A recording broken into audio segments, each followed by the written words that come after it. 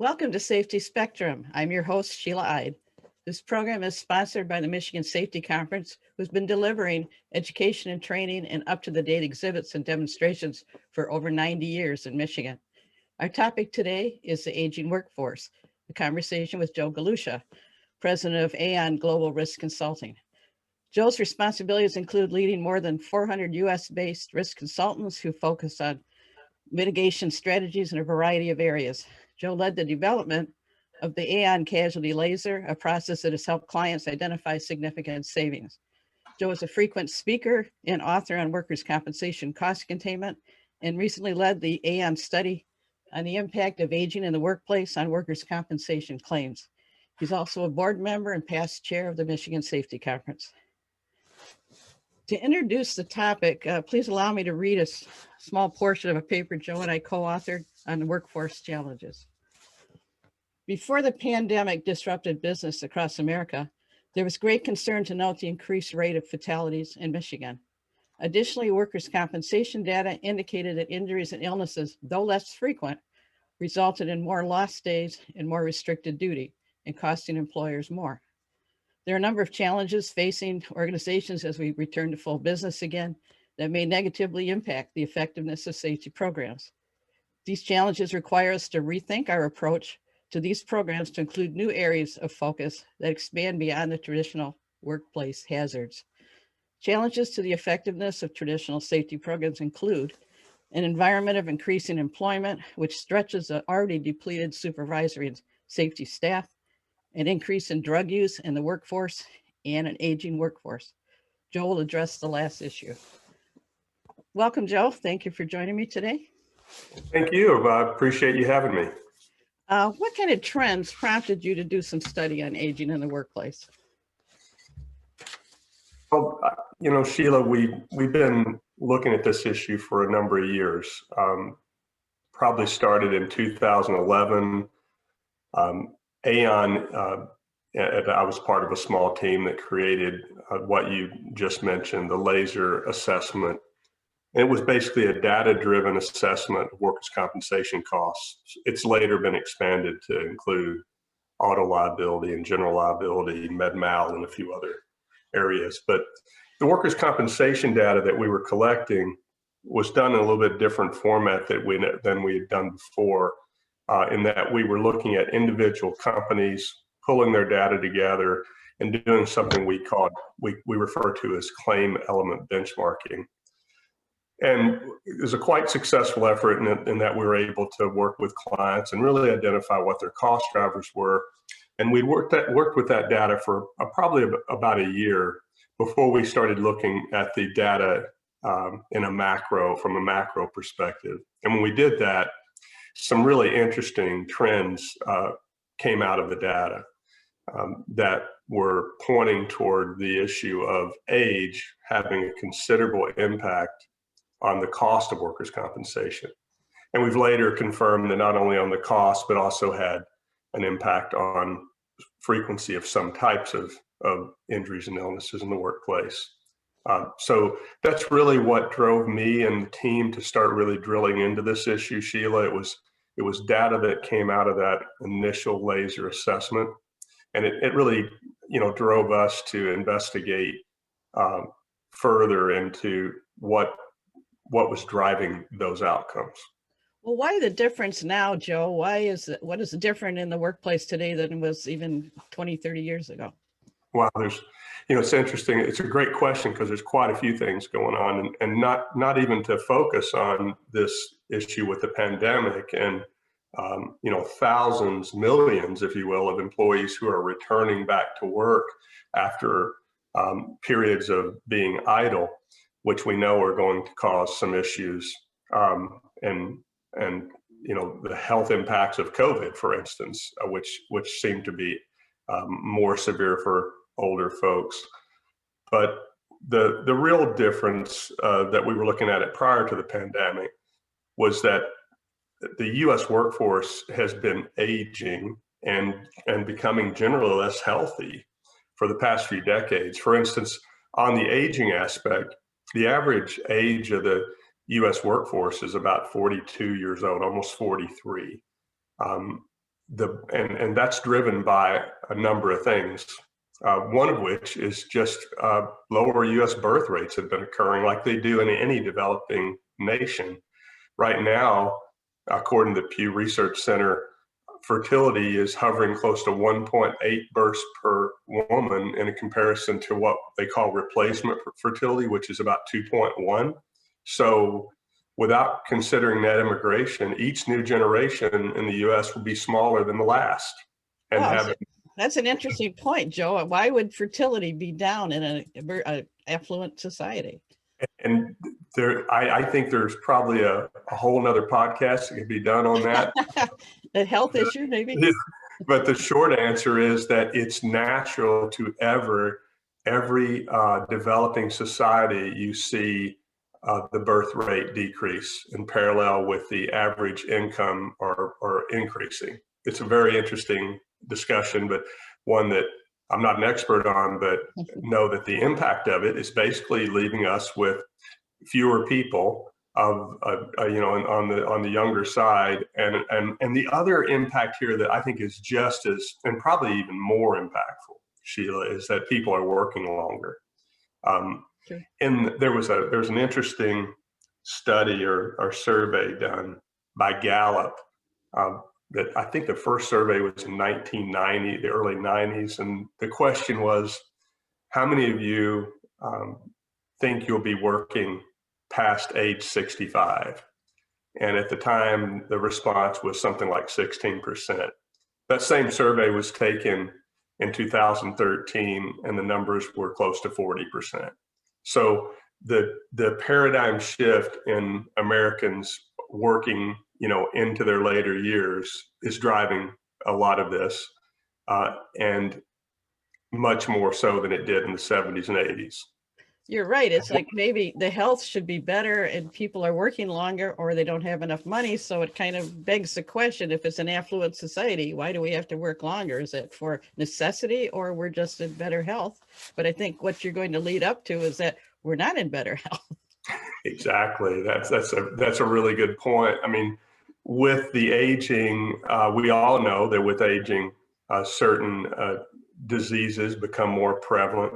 We call these diseases or issues comorbidities, things that are underlying conditions that, for instance, make an injury worse or a situation that might even contribute to an accident happening because of an underlying condition. But right now, just as an example, Sheila, 30.3 million people have diabetes in the US, and that's 9.4% of the US population. And unfortunately, only 23 million of those people have been diagnosed. So that leaves around 7 million that are undiagnosed, or 23% of the population that has diabetes do not know they have it. And as you know, untreated, that's much more significant for an individual. Did your data indicate at all the ages of people? Were they working age people that are being diagnosed with the diabetes? Or is it just the fact that there's an older workforce? It is more prevalent among, aging workers, people over 40 years old. The data we were looking at, we kind of honed in on 45 and older, Sheila. And that was an interesting break point in our statistics. And by the way, before I get off move off of the issue of health, there's another significant contributor to this problem, and that's high blood pressure. We have a tremendous amount. 1 in 3 American adults suffer from high blood pressure, and only 54% of those cases are controlled, according to CDC. So we know that high blood pressure also is a serious complicating factor with respect to workers' compensation injuries. It creates a poor circulation and reduces oxygen flow to cells through the arteries and capillaries, which regenerates and heals the cells. So it's just one of those domino effects of, for instance, especially when you start talking about acute trauma type issues, it definitely is a contributing factor. So you've mentioned 2 modalities so far, diabetes and high blood pressure. Are there more? Well, there's definitely the issue of obesity, which is contributing to more. There are probably half a dozen issues, including heart disease, right? But the two that are referenced, or the three things that are referenced more often than others, result contributing to the injury picture are obesity, diabetes, and high blood pressure, and then I think heart disease is in there as well from an issue of chronic problem that America's faced with. But they all work together, as you know. One thing I want to make real clear in this conversation is that we're talking about the challenges of a workforce that we are inheriting due to the societal trends that we have. But older workers bring job experience, tend to be more reliable, more productive. So it's not that we're trying to in any way dissuade the idea that or create a situation where we're anti-aging in the workforce. It's a reality that we're dealing with. So we're trying to understand what can we do with this reality by talking about it and trying to identify how we can help protect those workers with their inherent issues that they have. And there are some things that can be done. But we first have to really study the problem. And as an example, some of the data that we have in our database, the workers' compensation claims are significantly more expensive, and that points to issues driving that, such as days away from work due to these comorbidities and other challenges. A worker over 45 is likely to lose 14 days more per lost time injury. They're 30% more likely than their younger workers to have a medical only claim convert to a time away claim. So in other words, a minor injury becoming worse because without treatment. So just a little perspective on that, and I want to make sure that I'm clear when I talk about what we need to do is really understand this issue so that we can mitigate it, because these workers are our most valuable asset. Well, health issues aren't unusual in the workplace. I mean, ergonomics has been around for a long time, which essentially is a body health issue. We've been able to move. So I assume that some of the ergonomics that we put in place would help the older workers. Yeah, that's been one of the real eye openers, Sheila. And everything the other thing that keep in mind, everything that helps the older worker also helps the younger worker. Absolutely. And are you as we know, diabetes and obesity issues are also very prevalent among the youth of the United States and seem to be increasing as a concern. So all of the things we're talking about here, when we start talking about using a more strategic approach to managing the health of the worker and preventing injuries in the workplace, are going to help everyone, not Absolutely. just those over 45. I found that to be true when I was working in the power plant industry, and they brought in female boiler operators in training, and some of the things that they would have to fix so they would be able to use it, such as not packing valves quite so tightly and just fixing the problem. And it benefited everyone. Absolutely. That's a great point. We had, I've got a ton of stories from my early years in my career. I started my career in the safety and health area, really focusing on ergonomics. And one of the drivers of the interest in ergonomics during the 80s, which unfortunately I was there that's how long I've been around. Yeah. But one of the drivers of the real ergonomic push in the 80s, the stimulus for all that, was an increase in females in the manufacturing jobs. And what we found was the jobs had been designed for the body type of a male, a different average height, different length, average length of reach, all these things, static strength differences. And a lot of our work that we focused on in the early 80s was create a workplace that was adjustable and palatable, if you will, for people of different statures. And I think we're using the same approach now, and we need to do even better job of it. because we're looking at now a worker whose capacity to do work is changing because of age. So we have actually, in AON, we've created age filters on our ergonomic assessment to help the person who's doing the assessment understand how an older worker may be affected by the tasks of the job. I think in our research, in my research when we were writing that paper, is the military seemed to have figured out the ergonomics way before anyone else, such as pilot training and being sure that controls and things were of a different dimension or a different feel so that they could do things without looking at the control panel, and they were set up so that they would fit the person that was trying to fly the plane.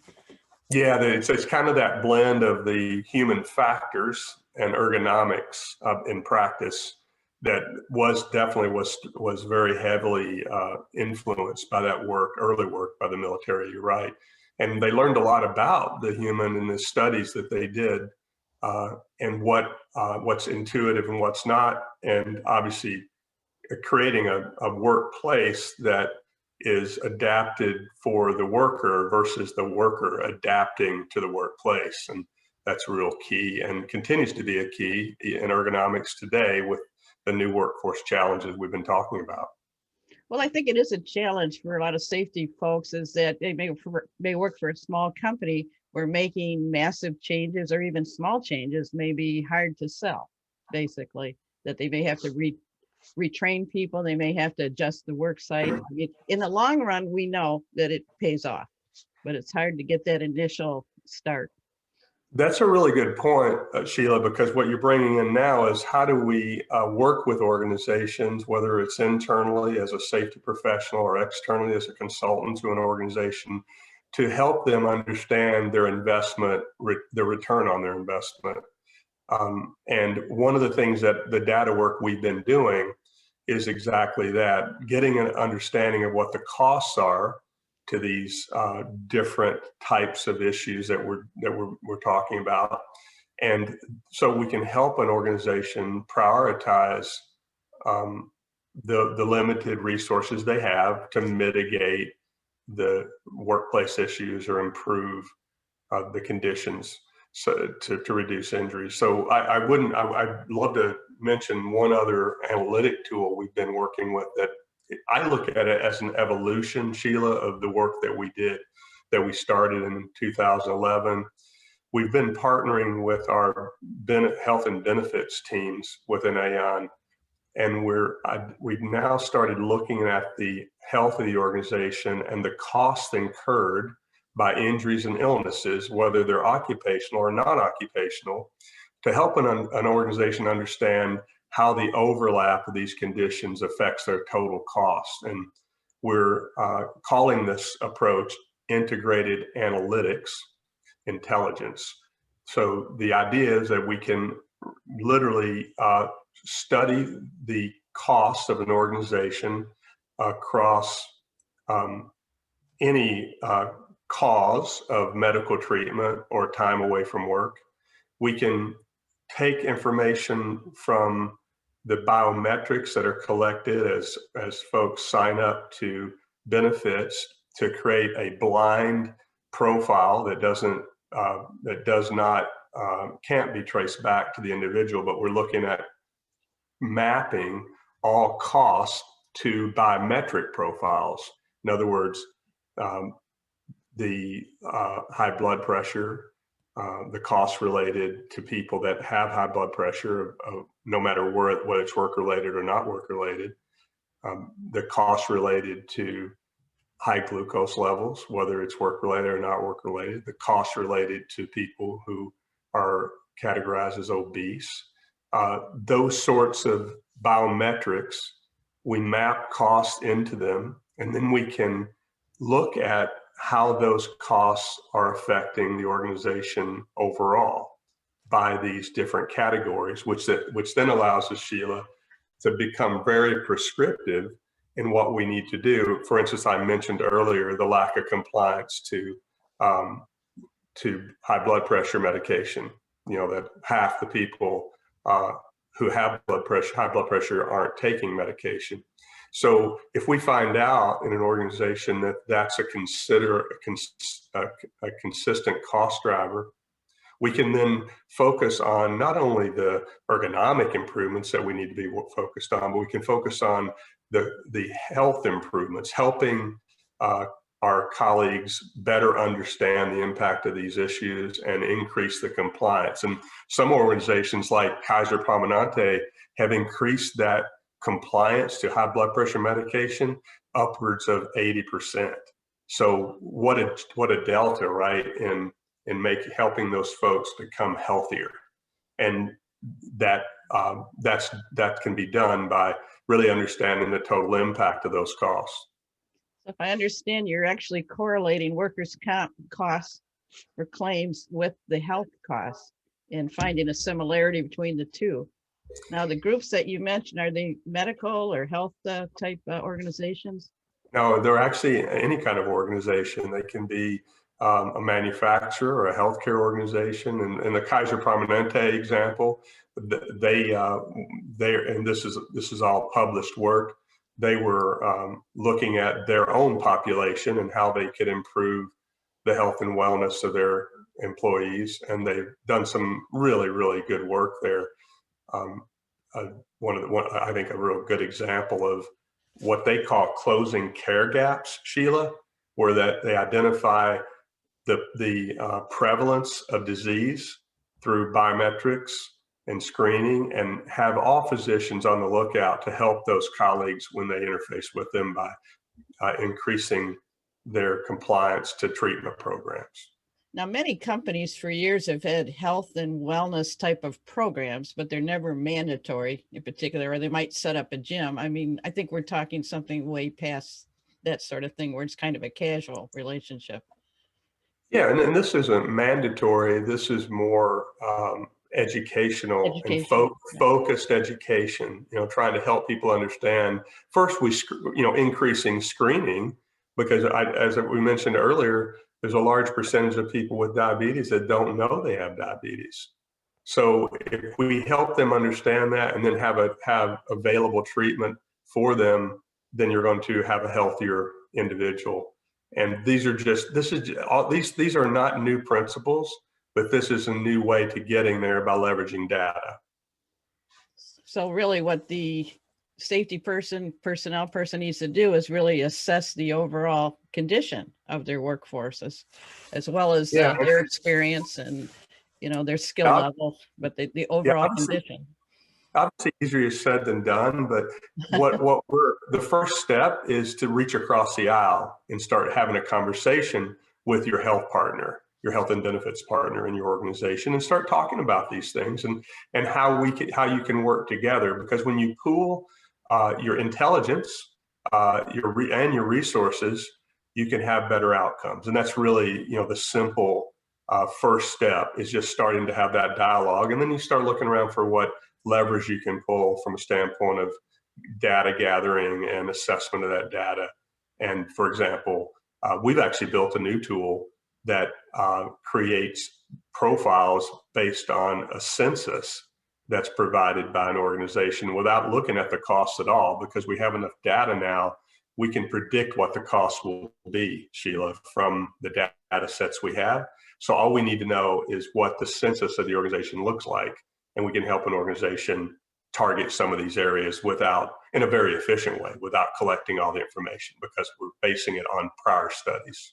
And as we all know, the costs only go up. They don't go down. They never do. Yeah, they absolutely never do. For an organization to respond to these trends, we're talking about probably work hardening, ergonomics, re-education, the health screening. That's the part that I find rather interesting. That's not something we normally do.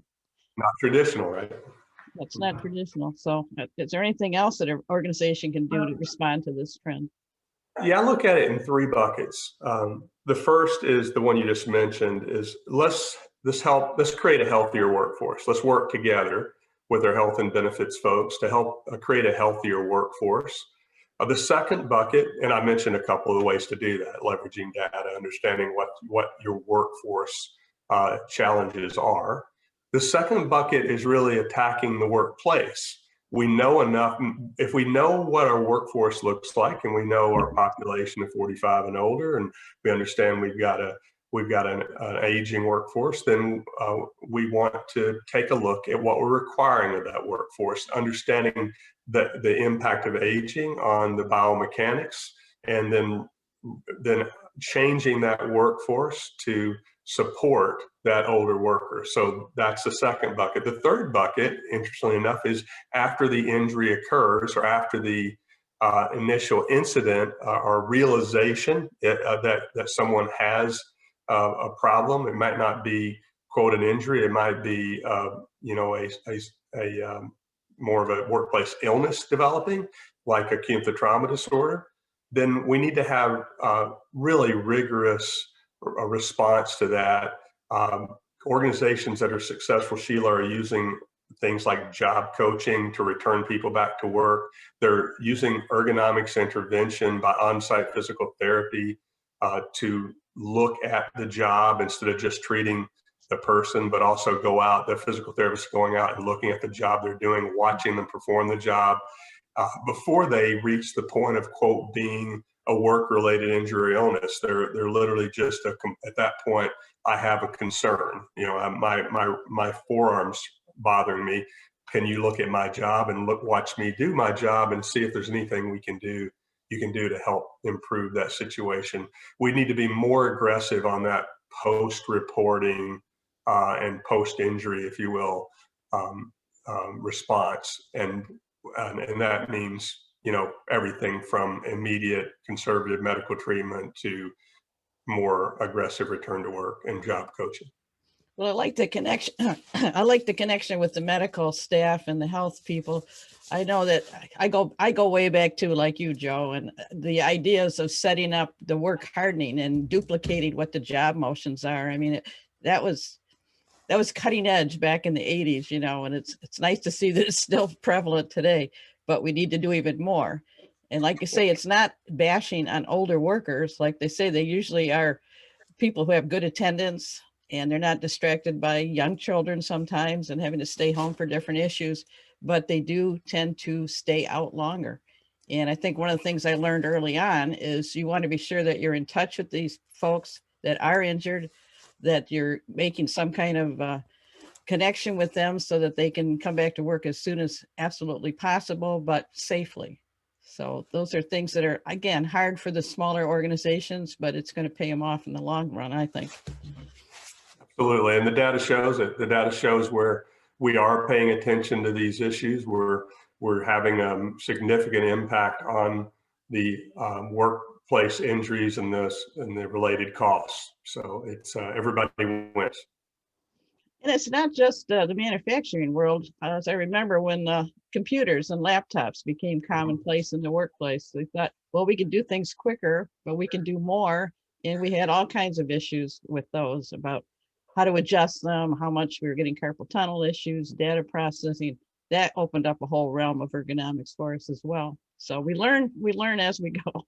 We do, and I think that continuum that we watched to start, and you can, if you go back even prior to our involvement from the manual typewriter, the electrical typewriter, the word processor, the computer, we increased typing speeds threefold.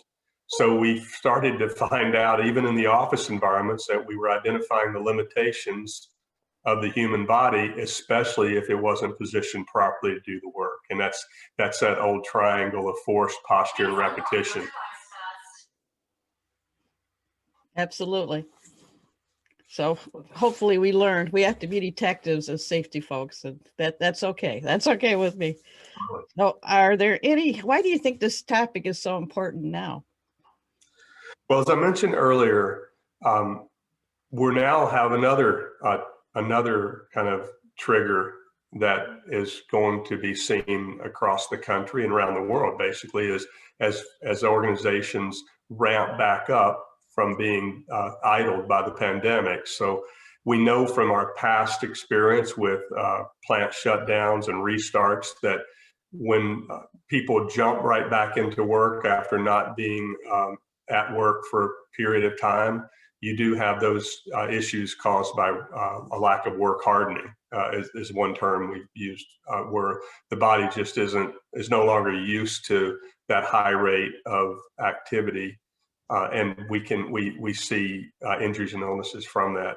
So what we want to do is, this is kind of a reminder as we all start back up, and hopefully with the success of the vaccines, get back into our full capacity again, and the economy comes back to where it was. As we take that journey, we need to make sure we remind ourselves of the challenges of the worker, and what we need to be doing to look out for their best interests. That's a good point, because if we just leap right back into everything like nothing happened in the last year, we're going to have even more injuries and problems, that's for sure. Back in the later podcast, we're going to talk about how to deal with people again. If you've been working from home and Zooming your work life, then trying to get back to work where you're actually engaging with other folks, that may be a whole other lesson that we have to learn. So very good. So do you have any final thoughts for us?